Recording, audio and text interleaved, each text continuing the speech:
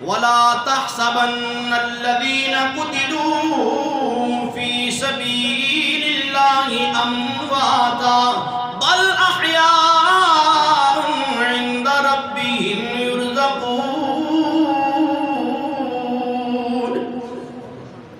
رب تا اعلان پہ فرماندا ہے جڑے اللہ دے رستے دے اندر اپنی جان دا نذرانہ پیش کر دین، جڑے میدان جہاد دے اندر نکلن تے مجاہد جڑے جا کے شہید ہو جان، رب فرماندا ہے انہاں نوں مردہ گمان نہ کریا جے۔ قرآن دے اندر پہلے مقام دے فرمایا وَلَا تَقُولُوا لِمَن يُقْتَلُ فِي سَبِيلِ اللَّهِ أَمْوَاتٌ، اللہ فرماتا ہے جڑے مر جان اللہ دے رستے دے اندر انہاں نوں مردہ نہیں کہنا، او تا زندہ نہیں۔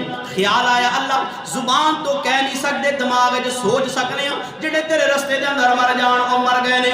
رب العالمین فرمایا نا سوچی بھی نہ، زبان نال گل بھی نہ کری، دماغ دے اندر لے کے بھی نہ آئی کہ او مر گئے۔ فرمایا نا او مرے نہیں، بل احیاء عند ربہم، آوے تے صحیح اپنے رب دے کول زندہ موجود نے، یرزقون، رب انہاں نوں رزق بھی عطا پیا فرماتا ہے۔ کنے آکھیا مر جاندے نے؟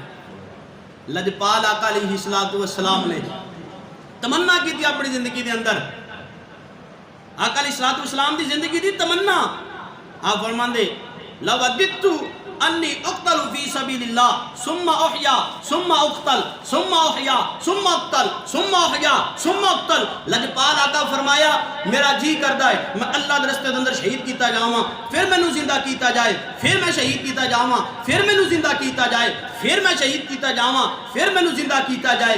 بعض لوگ کہندے نبی پاک علیہ السلام دی تمنا پوری نہیں ہوئی، یہ جڑا شہادت والی علماء اکرام نے فرمایا نبی علیہ السلام کی تمنا پوری ہوئی۔ میرے نبی نے کیا سی ایک تمنا کی تھی، اے اللہ مینوں شہادت دے، لوگ کہندے نے پوری نہیں ہوئی۔ میں کیا کربلا دے اندر لجپال آقا فرمایا سی حسین منی و انا من الحسین، حسین میرے وچوں میں حسین وچوں۔ کربلا دے اندر جدوں حسین نوں شہید کیتا گیا نبی دی تمنا بھی اللہ نے پوری کر چھڈی۔